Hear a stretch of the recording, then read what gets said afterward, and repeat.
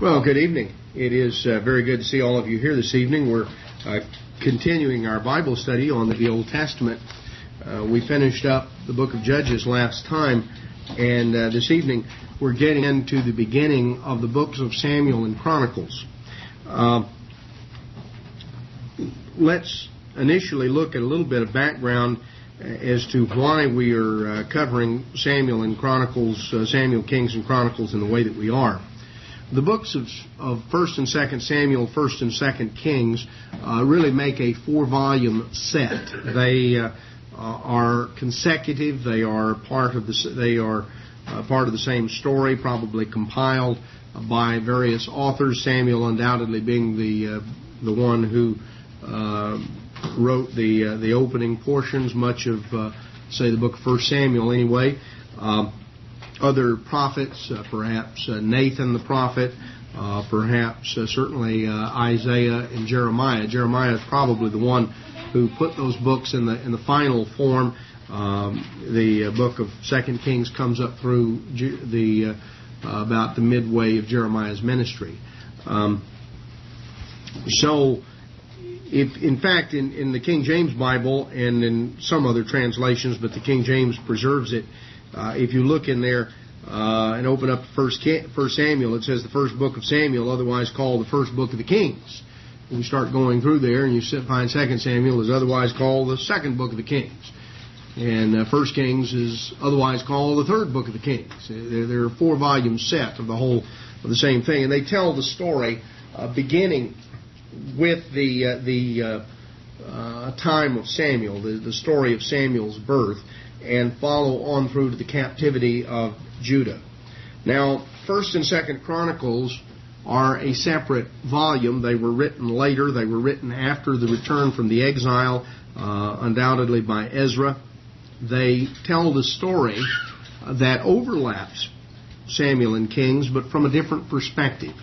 What you find as you go through 1st Chronicles is that the first 9 chapters of Chronicles are primarily genealogy that come down and sort of set the stage, begin with Adam and come all the way down.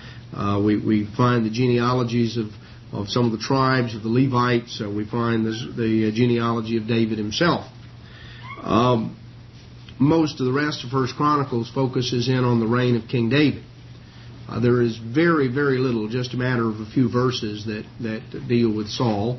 But most of 1st Chronicles deals with the reign of King David. The beginning of 2nd Chronicles deals with the reign of Solomon.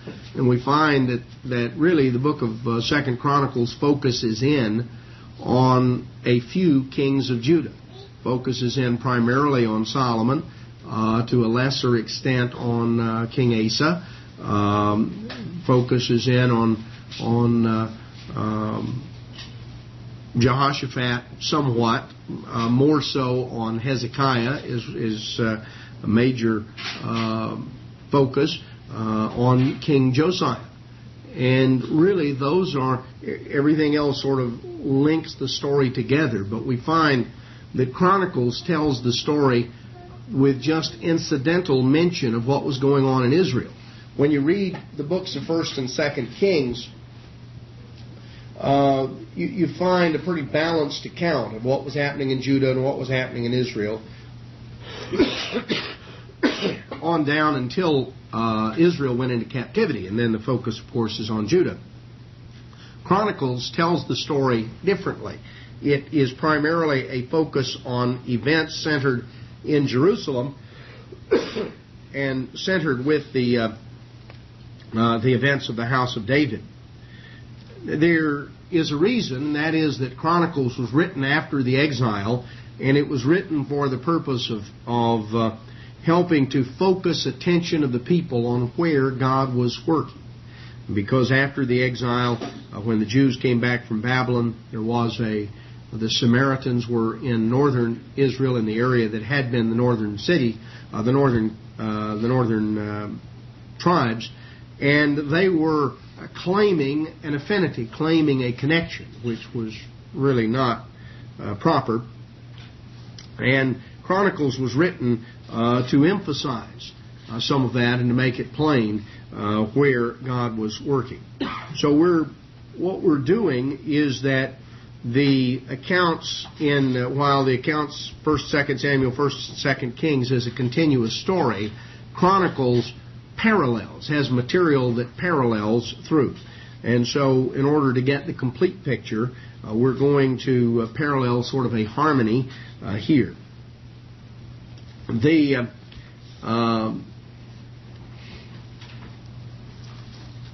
We've mentioned that Chronicles gives a brief summary of events. First Chronicles starts with Adam, with genealogy, and it traces on down to the end of Second Chronicles with the return of the Jews from Babylon under Zerubbabel. It focuses down to the beginning of the return from the exile.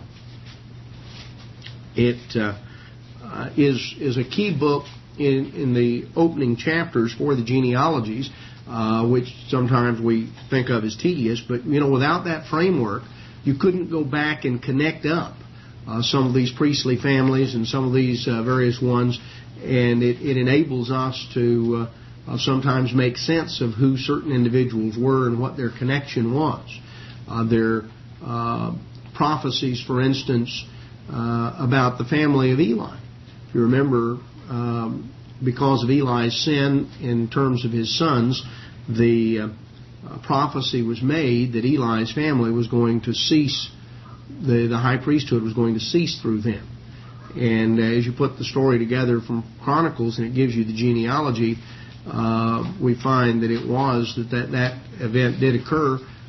It occurred during the reign of King Saul, when virtually all of the descendants of Eli's family were slaughtered except for one man.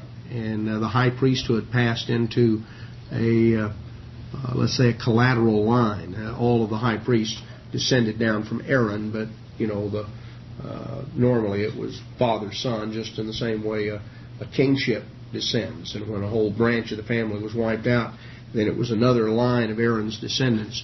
And we'll comment on that as we come to it. First,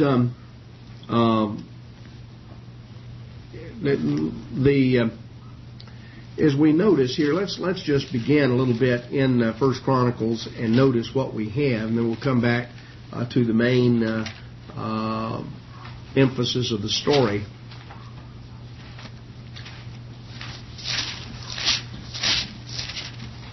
First Chronicles, of course, begins with the genealogy beginning with Adam, and comes down and traces through the various families of Abraham, including Ishmael and Esau.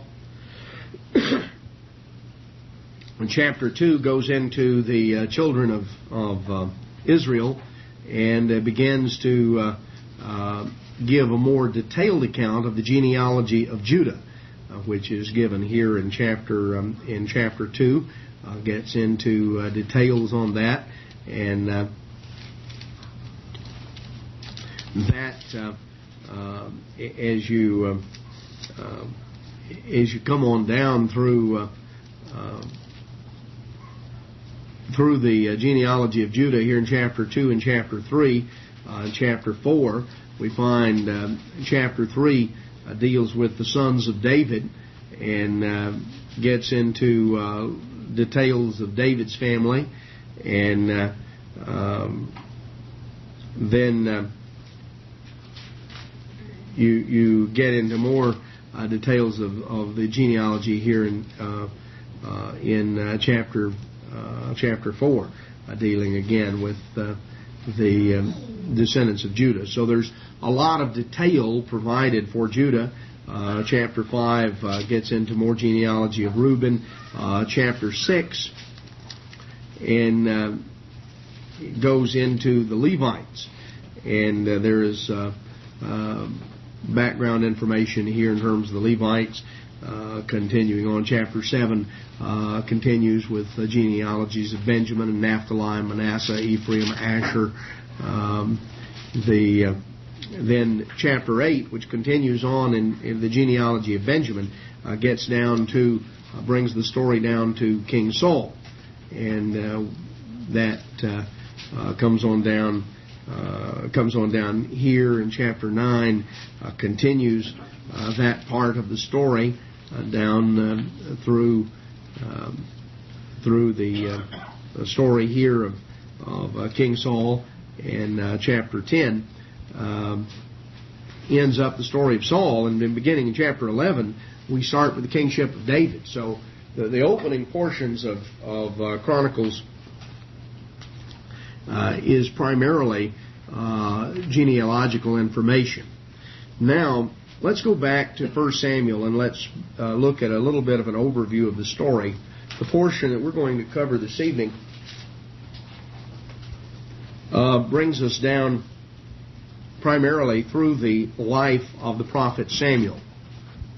Now, I think we went into last time the fact that Samuel and Samson were contemporaries.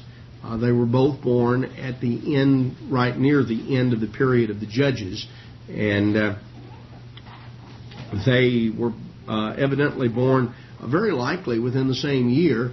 We're not told exactly the age of Samuel, but as you put the story together, he couldn't have been much younger than Saul or Samson. We will, for our purposes, a year or two is sort of insignificant because the story flow is what we're looking at. As you remember from last time, after the death of Gideon, the nation of Israel sort of split in three directions in terms of judgeships, and we find that within a short time after then, after the death of Gideon, within a relatively short time, certain things happened. The Ammonites came to power in the east, the Philistines in the southwest, and then there were problems with this illegitimate son of Gideon's that tried to take over the kingship sort of in the center of the country. The Philistines, these were all contemporaneous events. We saw that last time in our study of the book of Judges. And the Philistines began a period of 40 years of dominance. Now, Samuel and Samson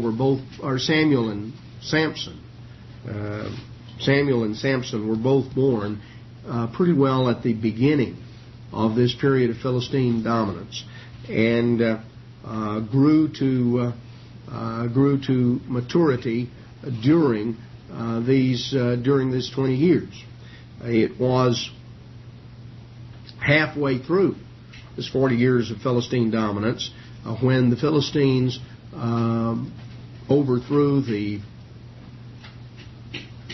captured the ark, and Eli's sons Phinehas and Hophni were slain, and that began the period of the last 20 years of Philistine dominance. The book of Judges tells the story of Samson's 20 years of judgeship, which coincided with the last 20 years of Philistine dominance. Samuel, on the other hand, had grown to maturity, had reached maturity about the age that the ark was captured, and over the course of the next 20 years functioned as a judge there. And at the end of that time, right around the time of Samson's death, Samuel brought the nation to a point of revival and stirred them up to obey God.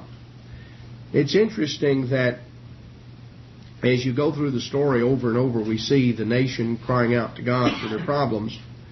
We find that they had sort of a superstitious regard for God. It was as though that there was a good luck charm or something that could be used to sort of ensure God's favor, when what God is really after is a yielded, surrendered heart and mind. Now, the ark was in the tabernacle was in Shiloh for a period of little over 300 years from the time early on, when Joshua crossed the Jordan River. Initially, the ark and the tabernacle was set up there at Shechem, just across the river, and then right toward the end of Joshua's lifetime, it was moved to Shiloh. And it was through the whole period of the Judges, the ark and the tabernacle abode in Shiloh. And it's interesting. People have a way of getting comfortable with things and thinking that whatever they see represents the eternal order of things. And as we're going to see, there's an important lesson.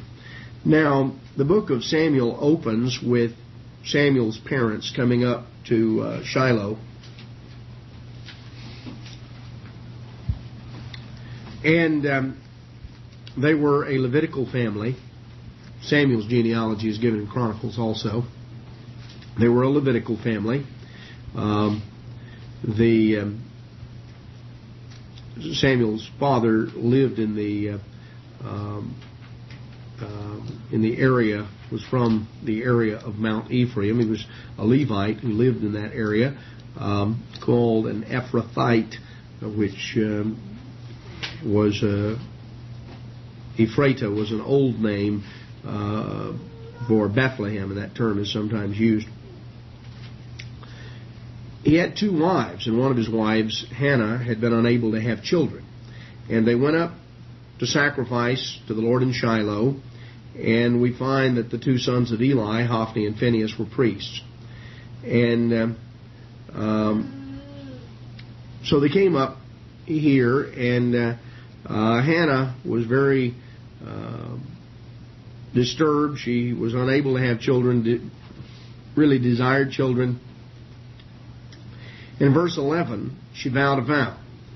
And she told God, she said, "If you will indeed look on the affliction of your handmaid and remember me, and not forget your handmaid, but will give unto your handmaid a man-child, then I will give unto the Lord I will give him unto the Lord all the days of his life, and there will no razor come upon his head."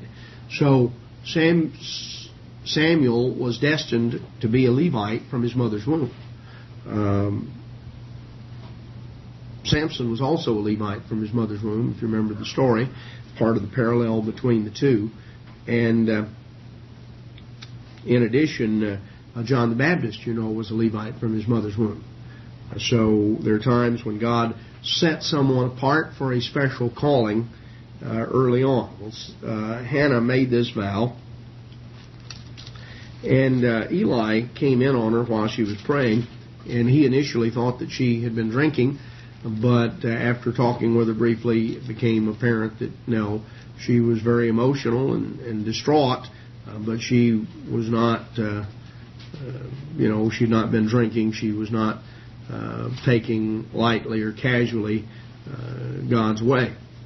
So Eli told her, verse 17, "Go in peace. The God of Israel grant you your petition that you have asked of him." And so anyway, she went her peace, and we find that in the aftermath of that, she conceived and bore a child. And the name of the child was Samuel, which meant asked of God.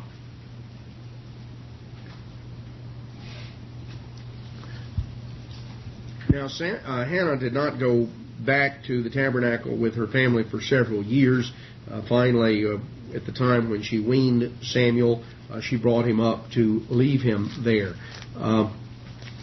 We're not told exactly how old he was. It's not uncommon in the Middle East, among the Arabs to this day, to postpone weaning until even the age of 6 or occasionally, 6 or 7. That's about the outside limit.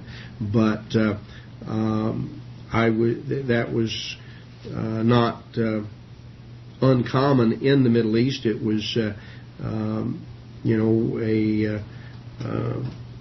form of birth control and other things. I would suspect, given the circumstances here, that Hannah probably was on the outside limit rather than the inside limit, because she knew when she weaned him she was going to have to bring him up to the tabernacle. So I suspect that knowing knowing mothers, that, she was, on the one hand, prepared to do it, but not any earlier than she had to. So she brought him up and presented him there to Eli. The chapter 2 opens with Hannah's prayer, her rejoicing before God.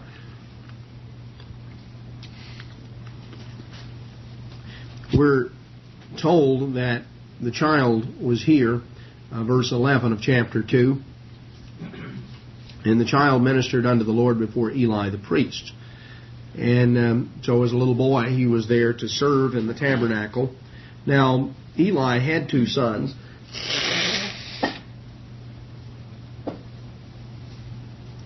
Eli had 2 sons, but we're told in verse 12 they were sons of Belial. They knew not the Lord. They knew not the Eternal. The reference is not that they didn't know about God. Certainly they had grown up there around the tabernacle. They knew many things about God. They had heard things from their father. They had learned how to carry out certain ritual functions. They had knowledge. They had information. But they didn't really know God. They were not acquainted with God. They had no personal relationship with God. In fact, in verse 12, they're called sons of Belial, sons of the devil. They were individuals who really had no personal relationship with God. God wasn't real to them. They didn't live their life in awe of God. Not at all. In fact, the very opposite. We find that their attitude toward the sacrifices was they wanted what they wanted. Now, the priests were entitled to a certain portion of the sacrifice. But there was a procedure. And nobody was to take anything until the fat was burned on the altar to God. But that was not the way they wanted it. They came in and grabbed their part. And somebody tried to,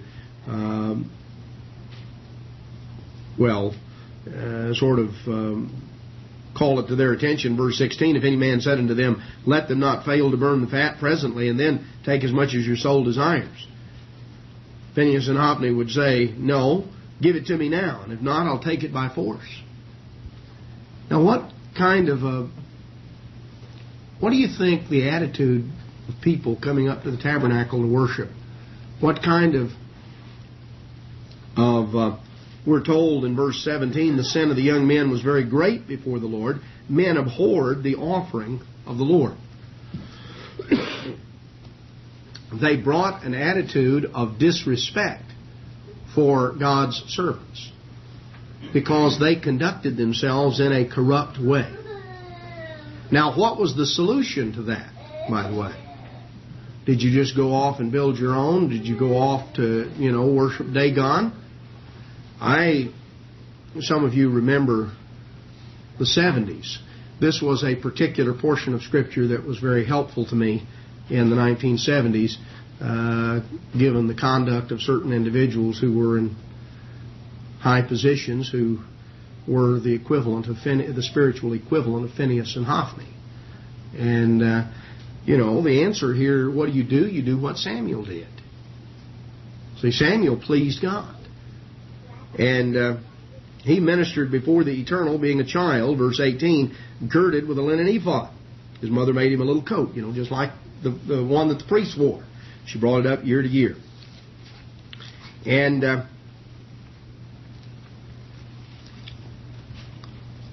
God blessed Hannah, we're told, and she had more children. She had 3 sons and 2 daughters. And Samuel grew before the Lord. Verse 22, Eli was very old, and he heard all that his sons did unto Israel, and how they lay with the women that assembled at the door of the tabernacle of the congregation. Here they were, grabbing what they could grab of the offerings that were brought up there, trying to seduce the women that came up there with their families. I mean, you're talking about a couple of corrupt individuals.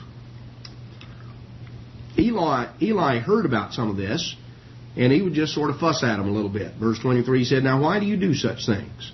I hear of your evil dealings by all this people. No, my sons, it's not good. It's no good report that I hear. You make the Lord's people to transgress. Well, you guys are sure setting a bad example, and you better stop that.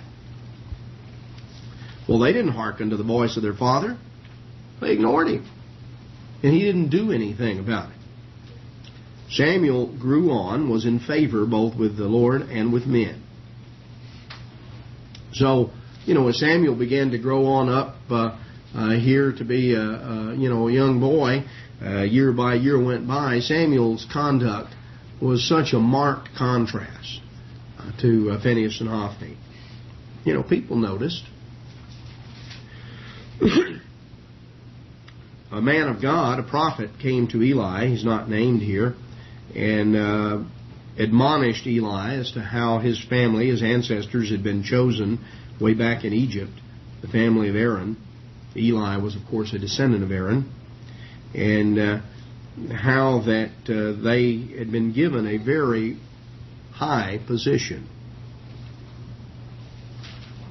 And verse 29, here's what he told him. Wherefore kick you at my sacrifice and my offering, which I have commanded in my habitation, and honor your sons above me, to make yourselves fat with the chiefest of all the offerings of Israel, my people. So, he says, you're showing disrespect. And he told Eli, you are honoring your sons above me. You're placing them before me. Because you should not allow it. They should not be allowed to do what they're doing. And the fact that Eli had not removed them from the priesthood, but he couldn't bring himself to do it. That was a very serious matter. And he was warned on more than one occasion. He was warned here by a prophet. Later he was warned in a dream that Samuel was given. As well as the fact that he himself should have known better. So God told him that he would cut his house off. And his family would be cut off from before the altar. And Phinehas and Hophni would both die. And God said in verse 35, I'll raise me up a faithful priest that'll do according to all that is in my heart and in my mind. And I'll build him a sure house. He'll walk before my anointed forever. Well, as we come on down chapter 3, that happened, by the way, in the days of King David, when the priesthood was changed. We'll go through that a little later. It was switched from one branch of Aaron's family to another. Chapter 3 tells the story as the child Samuel ministered unto the Lord before Eli. The word of the Lord was precious in those days. In other words, God was not regularly communicating through the high priest because of Eli's transgression. Eli had been warned and he hadn't done anything. He was a very elderly man by this time. His eyesight was bad. And Samuel evidently slept in a little adjoining room to Eli. And they laid down to go to bed that night. And the Lord called Samuel in verse 4. And Samuel, of course, thought it was Eli calling him, heard a voice calling his name. So he got up, ran into Eli. And Eli said, I didn't call you. Go back and go to sleep.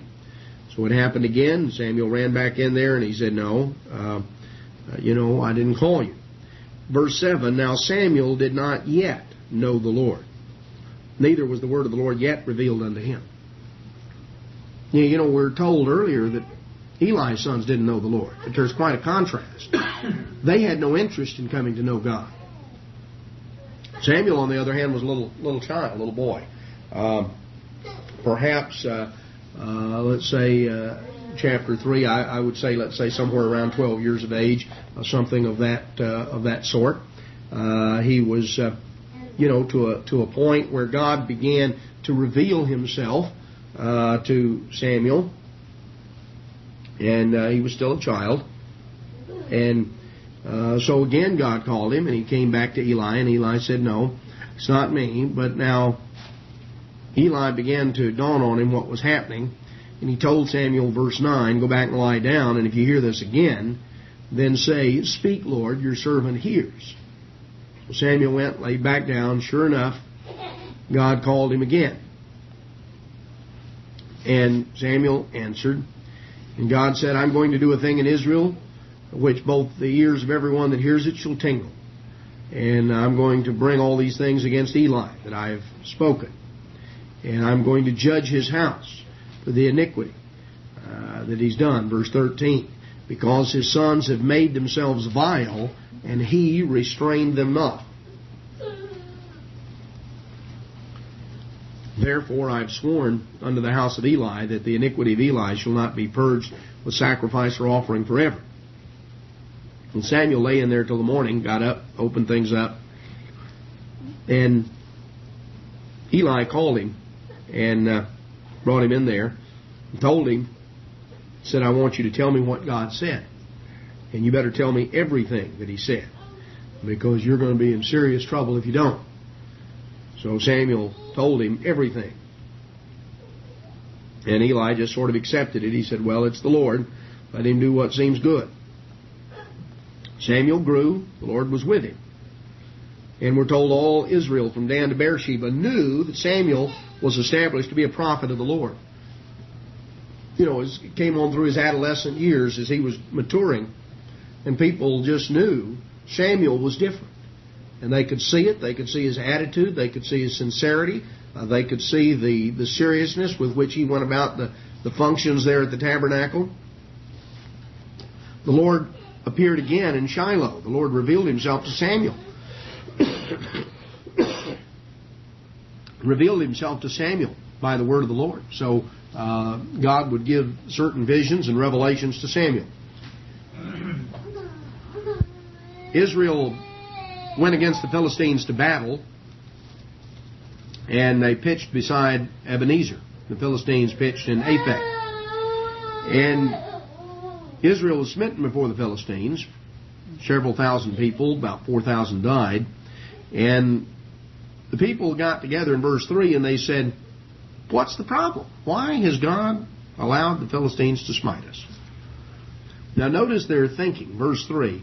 Let's go fetch the ark of the covenant of the Lord out of Shiloh. When it comes among us, it may save us out of the hand of our enemies. You see, it was a matter of treating the ark as though it were sort of a good luck charm. Well, if we bring the ark out here, you know, the ark will protect us.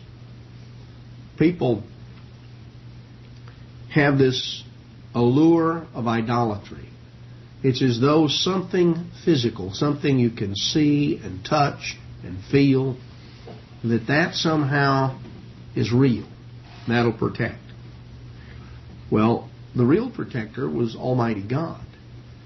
And the reason Israel was not being blessed was because of their own disobedience to God. But you see, instead of the people repenting and changing their attitudes, changing their conduct, they said, well, we'll bring the ark down here. That'll take care of us. They sent to Shiloh to have the ark brought, and Phinehas and Hophni brought it down there. Phinehas and Hophni, these are the two guys who were fornicating in the shadow of the tabernacle. These are the two guys who were grabbing the offering and treating the sacrifices of God with contempt. These are the two guys that didn't know the Lord. But all of a sudden, these are really religious men. These are the priests. They're going to bring the ark down there. As though somehow, God is going to honor the presence of these two corrupt individuals. Well, the Philistines got all shook up when they heard that the ark was there. They said, verse 7, the Philistines were afraid. They said, God has come into the camp. This is the mighty God that smote the Egyptians. So they began to get scared and nervous. But you see, they had a superstitious approach as well. It's like, well, they brought their God in. You somehow you can put God in the box. Well, they decided, well, look, we're going to go down fighting. So the Philistines fought, and Israel was smitten, verse 10. They fled every man to his tent, and there was a great slaughter.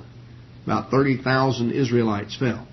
The ark of God was taken, and the two sons of Eli, Hophni and Phinehas, were slain. And a man, a Benjamite, came running back to Shiloh and got there. Eli was sitting on a seat, an elevated seat, and he was very nervous, very upset, been worried, sick ever since they'd taken the ark away. He hadn't wanted them to do it, but Eli had not dealt with them when he was in a position to deal with them, and they didn't pay him any attention. They just ignored him. What was he going to do? So Eli asked what was going on. He was 98, we're told at the time, verse 15.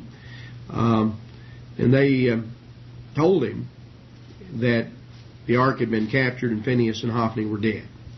And when they told him the ark was captured, he just fell off, probably had a stroke and fell off backward and broke his neck and died. He had judged Israel 40 years, we're told in verse 18. His daughter-in-law, Phinehas' wife, had a child, and she died in childbirth. They named the son Ichabod, which means the glory is departed, because the ark was taken away. Well, the Philistines took the ark and they brought it to Ashdod. Now, sometimes it's easier to get a hold of something than it is to turn it loose. The Philistines had captured the ark. Now, what were they going to do with it? Well, they thought they'd bring it in as a trophy to the temple of Dagon. They set it up. Early the next morning, they got up, they went in, and Dagon, this big statue of Dagon, had fallen off of its perch and was laying down face first before the ark. It looked like that he was worshiping the God of Israel. That's what it looked like. So he came in, and this big statue of Dagon was falling down there, and Dagon was on his face. Well, that they took him and set him back up. Got up the next morning, came in, and he had fallen. And this time, only the stump of Dagon was left. His head and his hands had all broken off. And so, what did the priests of Dagon get out of this? Well, they got a superstition that you shouldn't walk on the threshold. They really connected cause and effect, didn't they? They decided maybe that was bad luck. So things were not going well. Now the people began to get sick. The hand of the Lord was heavy upon them. Verse 6, He smote them with hemorrhoids. Ashdod and the coast thereof. The men of Ashdod said, we don't think we want the ark of the God of Israel here with us anymore. So they sent it down to Gath and said, we think we've sort of had this thing long enough. You fellows down there, you really did a lot to conquer the Israelites, and we don't think we ought to be selfish, see, and keep the trophy. We'll send it down to you. Well, they carried it down there, and God began to smite the people of Gath, small and great. And they had hemorrhoids in their secret parts. Therefore they sent the ark of God to Ekron. And it came to pass that the ark came to Ekron. People of Ekron, see, they'd already gotten the news, and they said, we don't want it here. Don't send it to us. So they got together all the lords of the Philistines, and they said, let's send away the ark. Let's send it back to Israel. And so, verse 12, the men that died not were smitten with hemorrhoids, and the cry of the city went up to heaven. So they were a miserable bunch of folks. And the Ark of the Covenant was in the country of the Philistines 7 months. And the Philistines were trying to figure out how to get rid of it. They knew they were in trouble, but they didn't want to make the God of Israel madder than He already was. So they didn't want to be disrespectful to the Ark. So they didn't quite know what to do. And they got together and they said, well, what we don't want to do is send it away empty. We need to return it with a trespass offering. They could figure that out. But then they said, what do we do for a trespass offering? And verse 4, it's sort of funny what they figured out. They got to thinking about it, and they said, well, for a trespass offering, there are 5 of us kings of the Philistines, 5 cities of the Philistines. We'll send 5 golden hemorrhoids and 5 golden mice, according to the number of the lords of the Philistines. So they made images of the hemorrhoids and images of the mice, and so they decided to send this back. They said, look, we don't want to harden our hearts like Egypt and Pharaoh did. We know what happened. We've heard that story. We don't want any of that. So they made a new cart, and they took 2 milk cows that had never been yoked up and used to pull anything, and they tied them to the cart, and they took their calves away from them and took them home.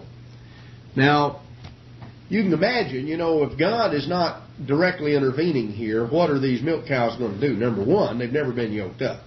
So they're going to pitch and jump around, cut up. And number two, they're going to head in the direction of their calves, because that's what they're going to want. So they hitched this up, and they said, we don't know exactly where to send it. We'll hitch this up, and we'll let the God of Israel get it there. Well, that was fine. They put all this stuff on the cart, and it went up, and they took the calves home. Verse 11, they laid the ark on the cart, and the little box there with all their little golden images that were the trespass offering. And the cattle, verse 12, took the straight way to the way of Beth-shemesh. They went along the highway, lowing as they went, and turned not aside from the right hand or to the left. Now, there was a little supernatural intervention on that. Here are cows going in a straight line. And you can just see them. They're just bawling for all they're worth. Their calves are back down here. But for some reason, instead of turning after the calves, they're on the straight and narrow. And they came down there, came to the area of Israel. Well, the men of Beth-shemesh were reaping the wheat harvest. So this would have been, we know the timing on this. You see, this would have been in the spring. This would have been just prior to Pentecost if they were reaping the wheat harvest, because the barley harvest came first and then the wheat harvest, and this was basically in the 7 weeks between Passover and Pentecost. So we're getting down close to Pentecost, which means that the ark was in the country of the Philistines for 7 months. So that means that the ark was probably captured right around the time of the fall festival, shortly after, because 6 months would bring you to Passover. From Tabernacles to Passover would be 6 months, and this is another month. There's 6 weeks, or 7 weeks rather, between Passover and Pentecost. So we're looking that the ark must have been captured right around the time of the Feast of Tabernacles, perhaps immediately after that. So these the Levites took down the ark, and the men of Beth-shemesh offered burnt offerings, and the Philistines went back home. Then we find that they sat the ark down on here, and here were these men of Beth-shemesh who showed actually less respect for the ark than the Philistines did. They wanted to come up and peep in and see what was inside. Well, God smote them with a plague, and over 50,000 died. So then the men of Beth-shemesh were all upset, and they decided who's able to stand before God. They sent messengers to the inhabitants of Kirjath-jearim, and they said, we think we'd like to send the ark down to you. So the men of Kirjath-jearim came, fetched the ark, brought it to the house of Amminadab, and his son Eleazar was sanctified to keep the ark. And while the ark abode there, it was 20 years, and the house of the Lord lamented after the house of Israel lamented after the Lord. Now this is the final 20 years of the 40 years of Philistine domination. Because at the end of this 20 years, Samuel spoke to the house of Israel in verse 3. So Samuel, this would have been about the time of Samson's death, and the time now that Samuel, who's by this time about 40 years of age, spoke to all the house of Israel, and he said, if you do return unto the Lord with all your hearts, then put away the strange gods and the Ashtaroth from among you, and prepare your hearts unto the Lord, and serve Him only, and He'll deliver you out of the hand of the Philistines. So the children of Israel put away their idols. Samuel told them to gather at Mizpah, And the people confessed their sins. Verse 6, they said, we've sinned against the Eternal. Then the Philistines heard that the children of Israel were gathered together, and the Philistines went up against them. The children of Israel were afraid of the Philistines. And Samuel offered a burnt offering. Verse 10, the Philistines were drawing near. And the men of Israel, verse 11, went out from Mizpah, pursued the Philistines, and smote them until they came to Bethkar. And Samuel took a stone, set it up between Mizpah and Shin, called the name of it Ebenezer. So the Philistines were subdued, verse 13, and they came no more into the coast of Israel. And the hand of the Lord was against the Philistines all the days of Samuel.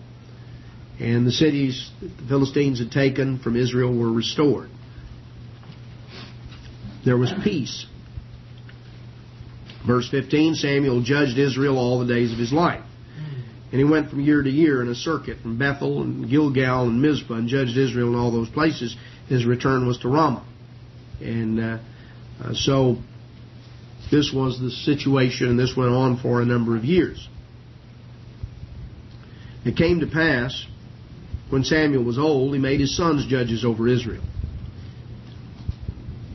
Verse 3, his sons did not walk. All of Israel gathered themselves together, the elders, to Samuel. And they said, you're old, your sons don't walk in your ways. Make us a king to judge us like all the nations. Notice what their real motive was. They wanted to be like everybody else. That's always been the allure to the people of God. You read it through the Bible, attraction to the world. Wanting to be like everybody else, to blend in and fit in with the world. So they said, we want a king to judge us. Displeased Samuel, and he prayed to God about it. And God said unto Samuel, hearken unto the voice of the people and all that they've said unto you, for they've not rejected you, but they've rejected me, that I should not reign over them. Now, that's a tall statement, because the people were displeased because of the conduct of Samuel's sons. Of course, their solution wasn't going to be a solution. If you had a king, then you knew that you were going to have a father-son succession.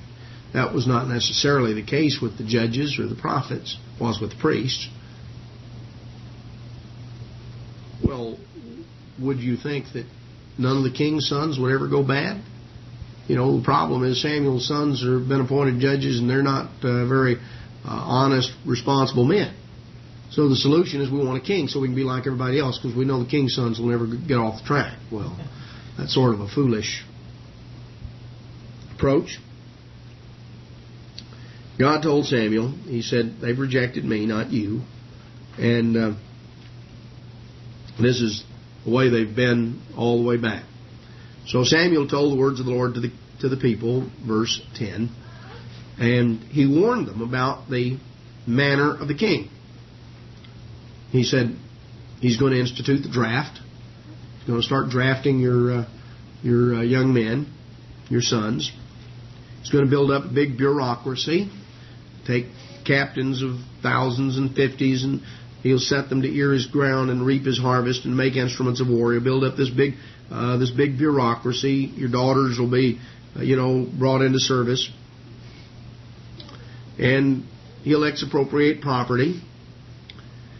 And verse 15, he's going to institute taxes. He'll take the tenth of your seed. You ever heard of fourth tithe? This is it. Income tax. You see, the king was going to introduce a new. Now, it started off, evidently, the income tax started off with as a tithe.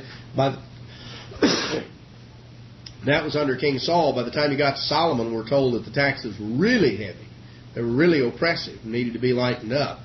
So there's no telling how high they actually got up to. But what's happened ever since? What did Samuel say? He said, if you get a king, you're going to complain. He's going to institute the draft. There's going to be a big bureaucracy. There's going to be heavy taxation. And you're going to be unhappy. And you're going to cry to the Lord. And, people have been complaining about the government ever since. God told them what was going to happen. They refused to obey the voice of Samuel. Verse 19. They said, we want to be like all the nations and have our king judge us and go out before us and fight our battles. And so he told them to all go back home. Now in chapter 9, we pick up the story of a young man by the name of Saul, who was a Benjamite. And he was an impressive looking man. He was tall and big, well proportioned. Verse 2, he was from his shoulders and upward higher than any of the people. So he was, a real giant of a man. Must have been approaching 7 feet tall. Certainly, he was head and shoulders above everybody else. So we would say, he was somewhere in the neighborhood of 7 feet tall, close to it anyway. So he was a very impressive looking man. Well,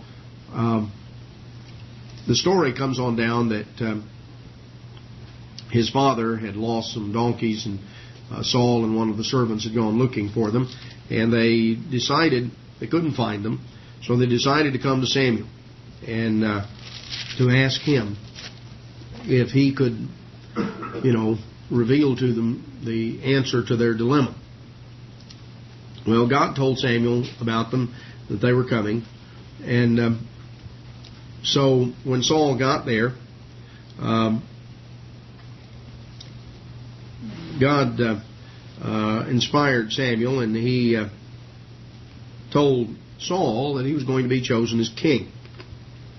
Well, Saul's response, he said in verse 21, I'm a Benjamite, the smallest of the tribes. My family is the least of the families in Benjamin. Why are you talking like this to me? So they brought Saul in, and he was given the chief place, and was given the chief, the best cut of meat. And Saul ate with Samuel, verse 24. And so Samuel talked to him and gave him instructions. Here in chapter 10, Samuel took the vial of oil and anointed Saul to be captain over the inheritance of God. Then he gave him instructions as to what was going to happen, and he was told, verse 6, the Spirit of the Lord will come upon you, and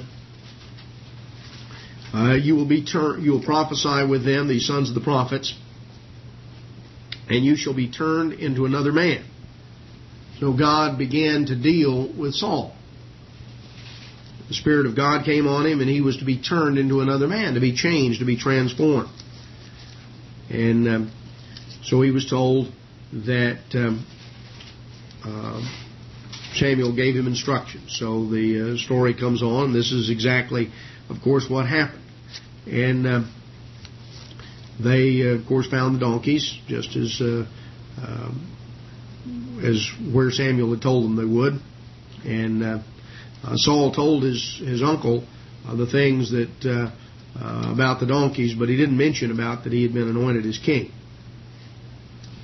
So Samuel called the people together unto the Lord at Mizpah, and he instructed them, gave them a sermon, told them how that they had rejected God, verse 19, and then he called them to be chosen by lot as to the king.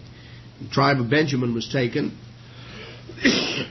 and then the family of Matri was taken, and then Saul, the son of Kish. Then they couldn't find Saul, and so he was hiding among the stuff. Verse 22. Saul was an individual that we would say was certainly not initially. He was not a person who was filled with self-importance. In fact, he was sort of the opposite end. Was someone that was sort of down on himself and had a little bit of what we might term an inferiority complex. He was so overwhelmed with the idea of having to get up in front of everybody and maybe give a speech that he was hiding back there in the closet among all the stuff. So they went back and found him, brought him up there, and he was taller than anybody else. And Samuel told the people, verse 24, "You see whom the Lord has chosen. There's none like him." And all the people shouted and said, "God save the king." Samuel told the people the manner of the kingdom and wrote it in a book and laid it up before the Lord. In other words, part of Scripture. And Samuel sent all the people away, every man to his house. And Saul went home to Gibeah. And there went with him a band of men whose hearts God had touched. But there were others, sort of rebels and malcontents that despised Saul. And Saul didn't seemingly quite know what to do. He just went on back home. He was the new king. Well, a little while later, Nahash the Ammonite came up and encamped against Jabesh Gilead. And he was going to make slaves of the people there and threatened them, you see, that he'd either come in and wipe the whole place out and destroy it, or they could be his slaves. But if they were going to be his slaves, then he was going to blind them all in their right eye. He was going to deprive them of one of their eyes. And the people of Jabesh Gilead said, "Well, look, give us a little time to think it over." And they sent messengers to Gibeah, verse 4, and told Saul. And Saul came after the herd out of the field. He was, just sort of gone back to the farm. And they told him what had happened. And verse 6, the Spirit of God came upon him when he heard these tidings. His anger was kindled greatly. And he took a yoke of oxen, hewed them in pieces, sent them throughout the coast of Israel, and said, "Whosoever comes not forth after Saul and after Samuel, I'm going to do to you what I did to these oxen."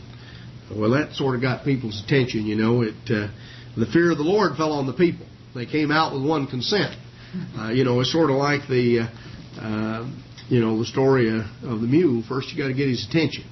Well, Saul took a bold step here, and there was a large contingent, about 350,000 men, and they came up to Jabesh Gilead and slew the Ammonites.